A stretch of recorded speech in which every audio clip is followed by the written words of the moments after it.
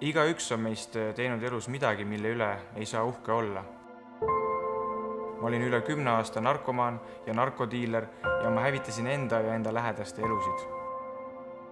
Ma nägin nende aastate jooksul, mismoodi ma ise olin üledoosis 15-20 korda, kogesin väga lähedalt surma ja samas ma nägin, mismoodi ka minu kallid sõbrad kõrval surid kõikide nende aastate jooksul, keda tänaseks päevaks on ühtekokku üle 20. Noorena ma uskusin seda, et kanepi tarvitamine kõik on niisugune popp ja noortepärane ja lahe ja vinge. Ja ma muudkui tarvitasin ja suitsetasin ja müüsin seda kanepit, kuni lõpuks mind pandi vanglasse. Märkasin ja mõistsin, et tegelikult ainukesed inimesed, kes mul on veel jäänud, kes minust tõeliselt hoolivad, kes minule kirju kirjutavad, kes tahavad minuga kokku saada, on minu enda perekond. Ma väljusin vanglast ja ma mõtlesin, et ma enam kunagi ei tee enda perele haiget, aga paari päeva pärast juba kahjuks ma olin uuesti tagasi fentanüüli sõltuvuses. Ma lihtsalt nägin kogu seda valu ja kõike seda asja ja ma otsustasin, et ma ei taha enam enda perekonnaliikmetele haiget teha. Ja siis ma tulin Lootuse külla, kuna mul ei olnud enam mingisugust muud valikut ja võimalust. Kui ma tulin Lootuse külla, siis esimesed 1,5 kuud oli mul siin väga raske olla. Ja ma mäletan selgelt ühte päeva.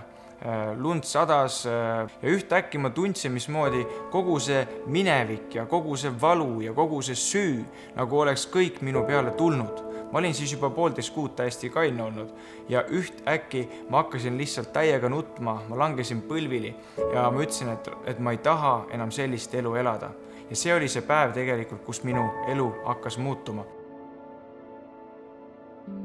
Täna ma olen väga õnnelik inimene. Mul on kallis armastav abikaasa Marilyn, mul on väike poeg Harman ja minu elu nagu ongi rajatud praegu sellele lihtsalt, et ma aitan teisi inimesi. See on sellepärast, et mina olen selle abi siit tasuta saanud ja ma tahan täpselt samamoodi seda abi anda edasi nendele inimestele, kes tõesti on väsinud sellest minevikust ja tahavad enda elusid muutusi esile tuua. Esimest korda, kui ma Lootuse külla tulin, siis ma jooksin siit minema peale 10 päeva. Ja siin mõni aeg tagasi ma seda sama teed pidi, mis ma üks päev ära jooksin siit, ma tulin koju.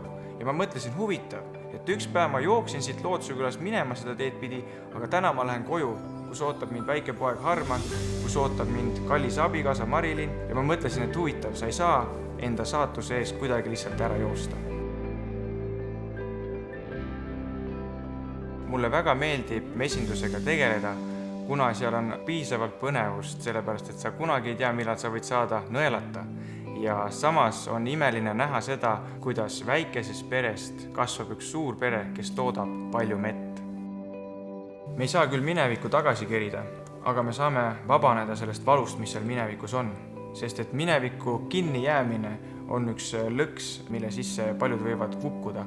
Aga kui sul on endal soov ja tahtmine, siis tuleb ikka alati elus edasi minna ja kõik see, mis minevikus on toimunud, tuleb vabaneda nendest valudest.